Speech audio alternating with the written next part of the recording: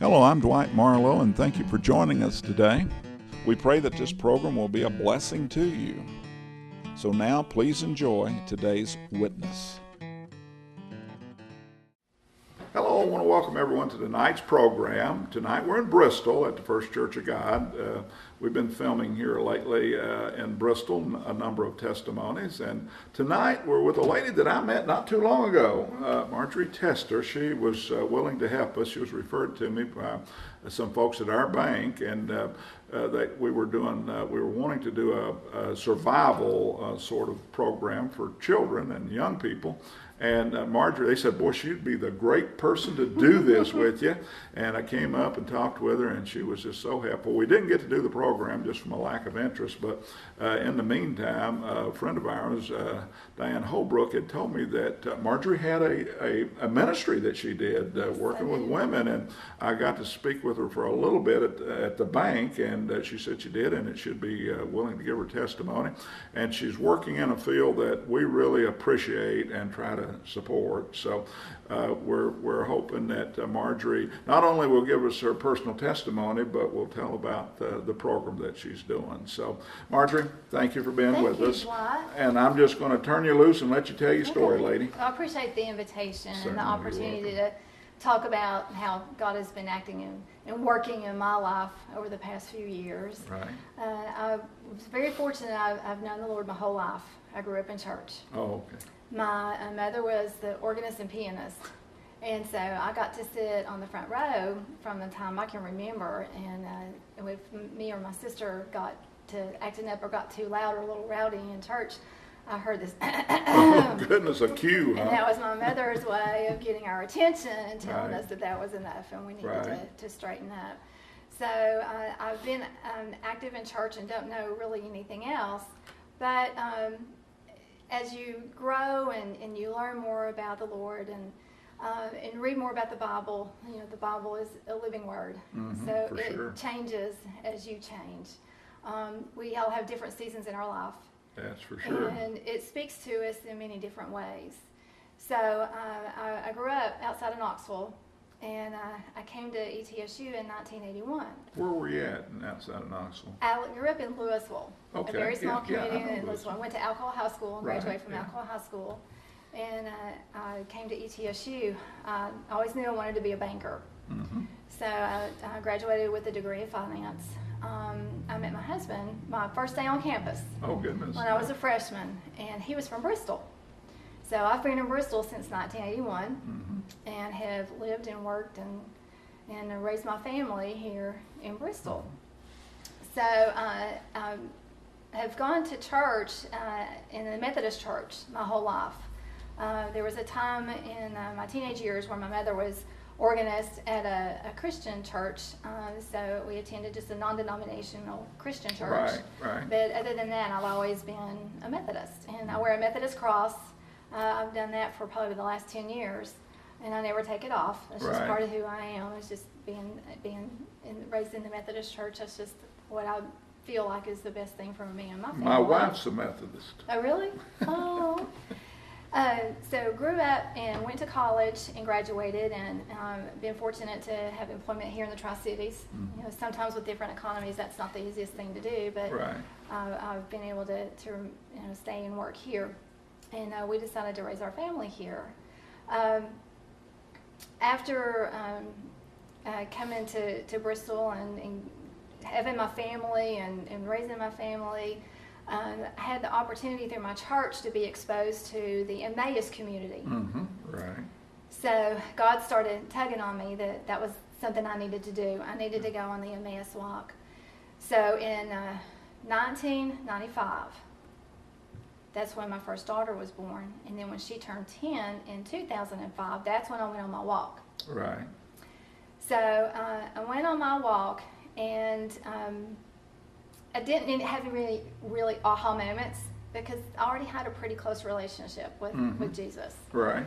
And it was a wonderful weekend. I met some wonderful people that I'm still very close to. And I'm still very active, and actually had the opportunity last summer to serve on the Emmaus team for the women. So I'm still active and maintain those relationships. But The next year still really didn't have any aha moments, but the year after that, I got to serve on a team. Mm-hmm. And that was the year that really changed my life, is when I got to serve on the team. When I was going to a Methodist church here in Bristol, I sang in the choir, and there was a lady named Donna Camper who sang in the choir with me. We both sang soprano. We sat next to each other for many, many years. And then our lives kind of took different directions, and we both ended up leaving that particular church. And I go to a different Methodist church now, and she goes to a different Methodist church. But that second year after my walk, she was served on the team too. And God brought us back together. And on that, after that walk, we had kind of an accountability group that met every single Sunday afternoon. And the accountability group gave us the opportunity to share our prayer concerns and our prayer requests.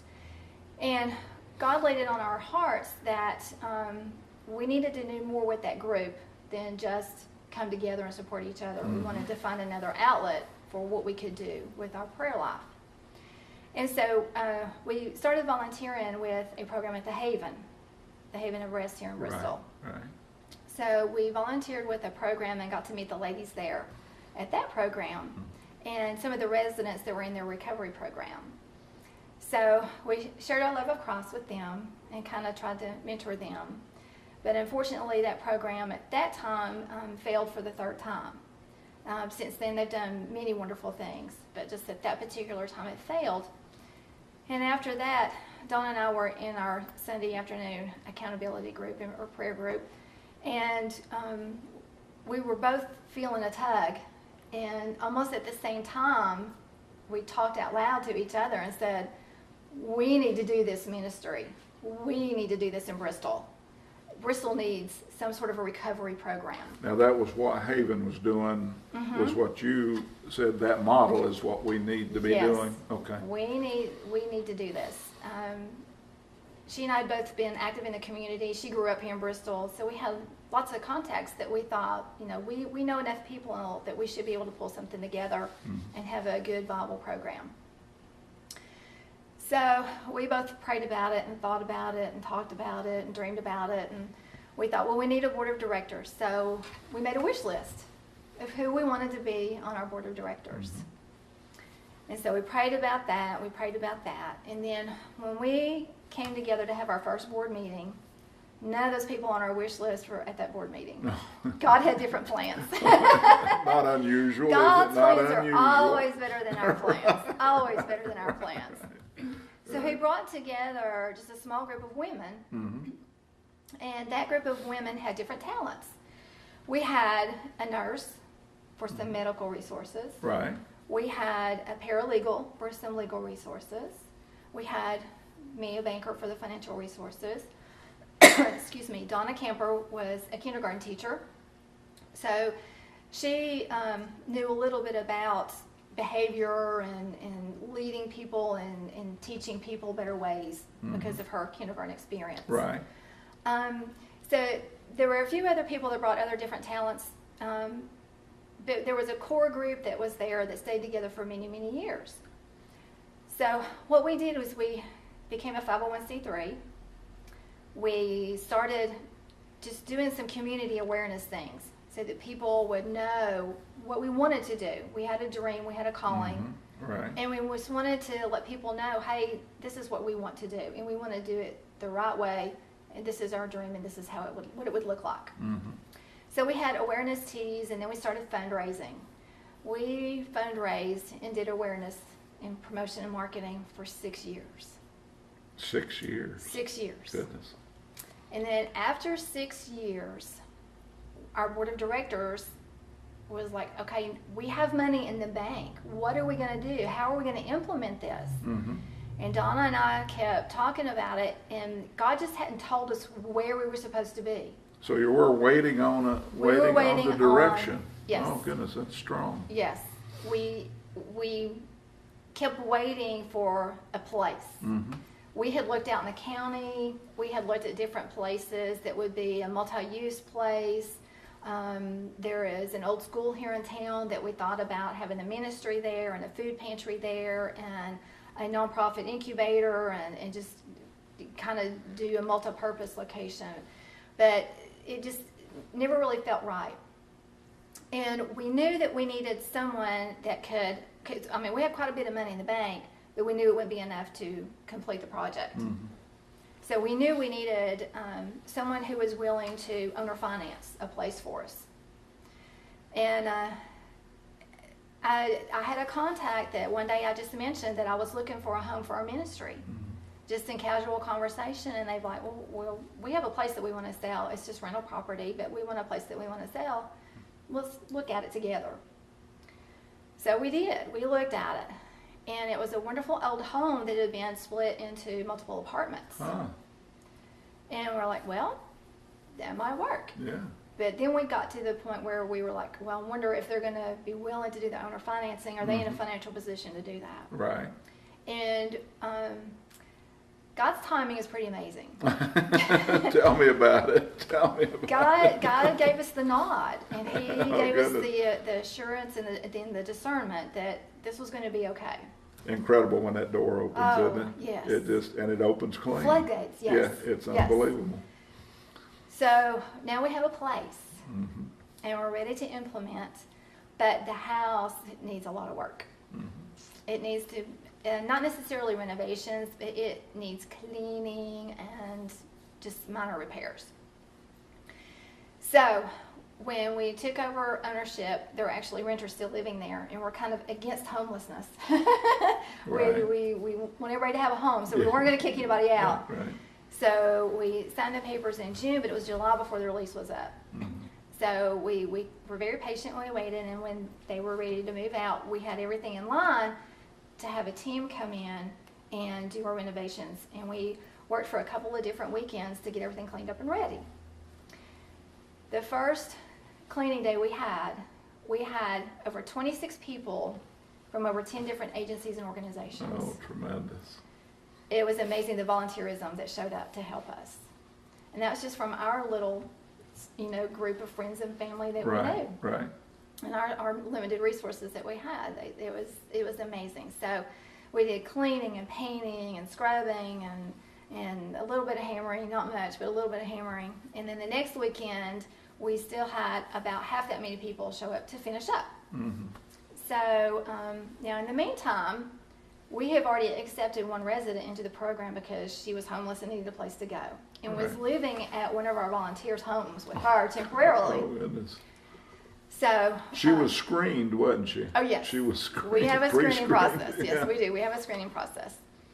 So when we got through cleaning, we needed furniture, fixtures, kitchen things, everything that you need to set up your house. We needed. So we started praying, and things started showing up. And it was amazing because Donna and I, my co-founder, and I would walk through the house, and we would say, we've got a sofa in the living room, but we need a coffee table. And the next day, there would be a coffee table. Well, we've got this bedroom set up and this bedroom set up, but it'd be nice to have another bed right there. But where are we going to get another twin bed? And within a couple of days, somebody would be calling us and saying, I heard you needed a twin bed, and I've got one. Tremendous. So within a month, it was fully furnished. The kitchen stuff, refrigerators, everything we needed. Everything that we needed. Now, not everything we wanted, but everything that we needed to start was provided. Right. And it was provided by the grace of God in prayer. Amen. It was. It was. God, you're preaching my sermon. Oh. You're preaching my sermon. God lady. touched my heart and amazed me. You hear about these things, you do. You hear about these things. And but that's stepping out in faith. Oh yeah, not knowing where anything's coming from. Well, it's crucial. That is, I keep running across this all the time, that people who have a story like yours, there's that element of faith has to be in there where you just step out in the Lord because of a prompting from Him, and He takes care of it. He provides. And it's like you hear that in a sermon and you try to convince people of that and they go, oh yeah, okay. They don't believe it until they've experienced it. It's like, where's your strategic plan? Yeah, right, well, right, exactly. Just do what God says, and that's it. And that's being a banker, that sort of thing is up front. Numbers, right, yes. right, I know right. how to crunch the numbers. And But to be a faith banker is something else, right? Yes, yes. So within a month after we opened, we had 6 residents living there. Right. And we graduated all 6 of those. All of them completed the curriculum. And one of our volunteers decided that she wanted to temporarily be the house mother because we needed someone to be there at the house all the time. So she kind of gave up her life temporarily and moved into the house and was the house mother temporarily. Can you tell us about your criteria? I mean, you have a screening process, We do. and then you have a criteria, and you're graduating. I love that term. Yes. You know, it's not a permanent thing. You're helping people on their way, right? Yes. Okay. Yes. Could you tell us a little bit about maybe your screening, if that's Sure, if it's sure. okay, and your criteria, and then that process. We have an application process that is a written application. Okay. And once we get the written application, we review it to see what information is there. There are some ladies that we just don't have the resources to help because we don't have on-site psychologists. We don't have on-site medical care. So we have to make sure that we are the right program for them. Right, yeah. We never want to take on anyone that we feel like that we're going to be endangering them or us, and we're not going to be able to provide the care that they need. They need to go somewhere else and get the care they need. So we look at it not only to see if they are suitable for us, but if we are suitable for them. We always want to do the right thing for our residents to begin with. You never want to set anybody up to fail. You want to make sure they're going to be successful. So after we get the written application, review it, and it's reviewed by the board of directors. Everybody looks at it to make sure everybody agrees. Then there's an in-person interview or a phone interview depending on where they are. If they're too far away for us to drive, then because we serve people from Chattanooga to Roanoke. Oh, goodness. Yeah, okay. we have a pretty big territory that we have taken people from. Do you have a referral network in that, or is it just as... We do, but it's mostly word of mouth. Okay.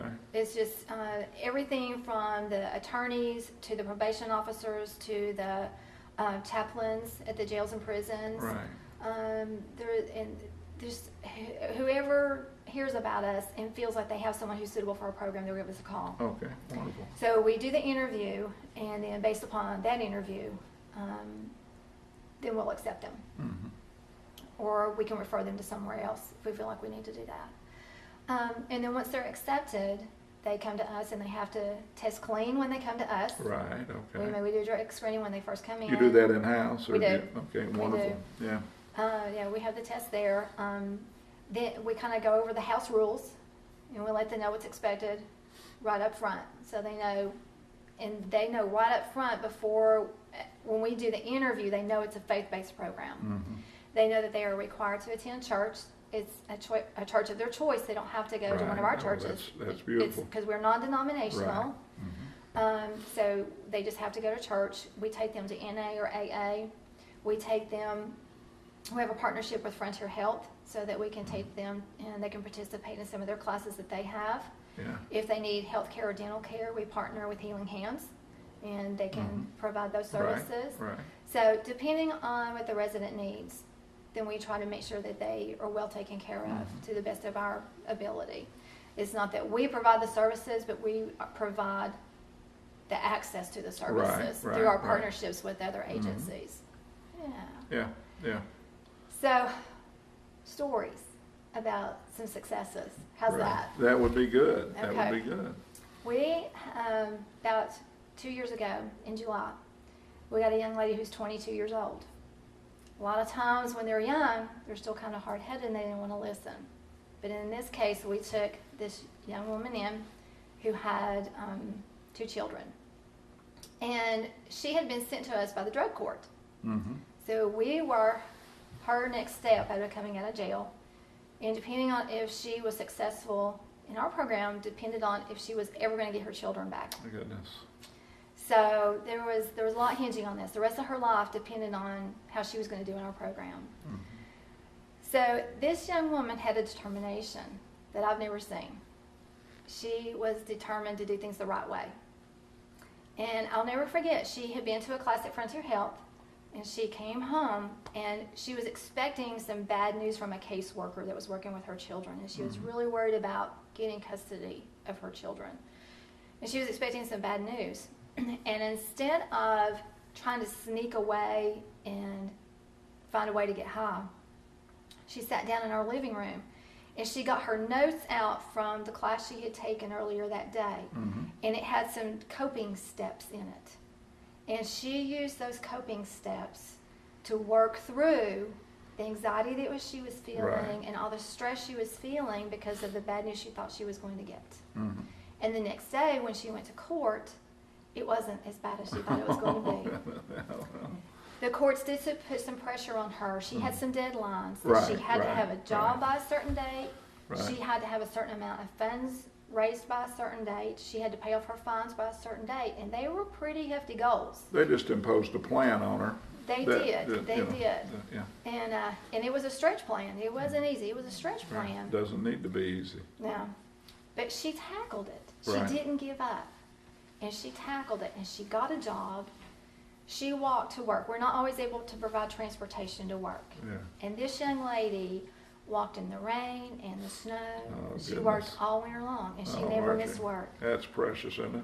And she graduated from our program, and then she got regular visitation with her 2 boys. She got an apartment. Then she got full custody of her boys. The court awarded her full custody of these boys. And then she got a car, and then she got a promotion, and she has done everything right. And if we never have another success story of that magnitude, we've done what we were supposed to do. But there have been other good stories. This past week, we gave graduation certificates to 2 ladies. Now, sometimes when we get a lady, she may come and realize, I don't want to do this yet. I'm not ready. I'm going to be here. And usually they're gone 2 to 3 days if they're not going to stay. Then we have some that will stay for 2 weeks. And then they're like, I'm not going to do this. And they're gone. Then there's this magic mark that we find, or a magic date that's about 3 weeks after we've had them. And they're feeling good. They're feeling independent. And then they will decide, I can do this on my own. And they go on out and don't need the support mechanism. We lose them. A friend of mine said that he had a friend who left, and he said he's like a duck in a barrel. He can be shot like a duck in a barrel. You know, they're trying to do it on their own. They can. Without the support. Question: is that your timing on completing? Is it mile markers to complete, or is it a time? Is it a 6 month or a year? It's more like achievements. Reaching plateaus, or reaching time. We have a 9-month curriculum, but most of the time we find that women that are going to succeed are good to go for about 6 months. But it takes that long for it to stick, for their new behaviors or new ways of thinking, their new confidence, to make sure that their foundation is stable and secure. It takes at least 6 months, we find. The criteria for graduation, I don't know if you can share how much you share, but tell us what if somebody came in destroyed. I mean, we've been there with them, even family members. You know, they're just destroyed. They've lost their children. They've just gotten out of jail. They have no place to go. The family won't put up with them anymore. They've written them off, right? Exactly. They don't have a car. They, maybe Goodwill give them some clothes, and they come to you. They do. A lot of times we even have to take clothes to the jail to pick them up. They don't even have clothes to come home in. So if they need clothes, they just, all of a sudden we have the clothes that they need in the sizes they need.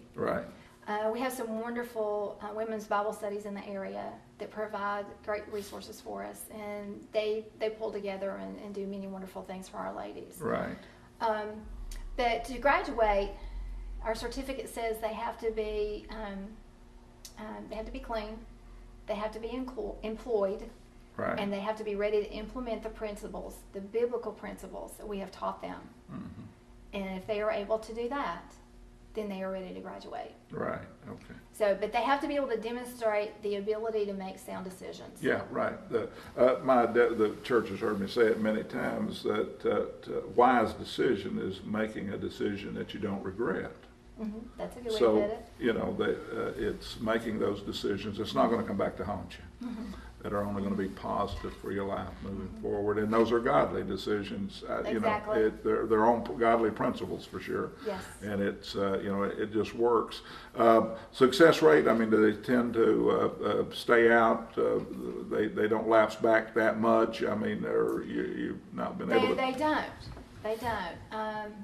They usually don't go back to jail. Now they may go back to using. Some of them do. Sometimes it doesn't stick. Do you try to maintain some contact and support? That's up to after, them. that- They are welcome to come back to the house and visit. They're welcome to come back and participate in the Bible studies. We hold Bible studies at the house on a regular Right. basis, so Okay. they know what night and when. So they are welcome to come back to that. They are welcome to call us and ask us to take them to NA just like before. Right, Just yeah. because they are not living in the house doesn't mean that we can't provide some support to them. Our priority are the residents that are in the house. Yeah.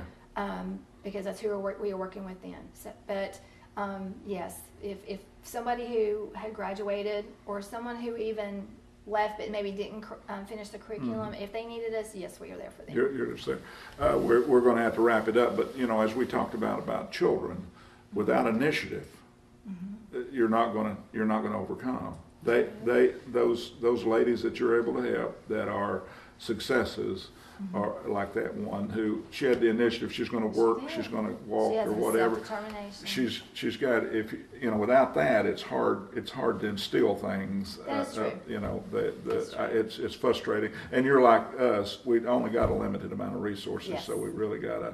we've got to utilize them to those people that we can't help. Yes. You know, and I don't think God has a problem with that. Right. Don't tell me that. Lady, so nice to, Thank you, of course, Dwight. we've met you, but it's great just to tell your story and about this. And we've been running information, and I hope people will just contact you and maybe join Absolutely. along with you to I would partner welcome with that. that for sure. Well, we thank you for being with us tonight, and like I said, Marjorie's her information's been running, or you can contact us to get in touch with her. It would be a ministry and a mission worth supporting because it does those vulnerable people who sometimes have been just destroyed by all sorts of elements. Yes. You know, from their not necessarily just their own destruction sometimes, but it's just you know, there's a real need there. Circumstances around that. Circumstances, caught up in circumstances. So appreciate you watching tonight, and we just pray as always that the good Lord would watch over us and protect us and keep us until we can be together again. Amen.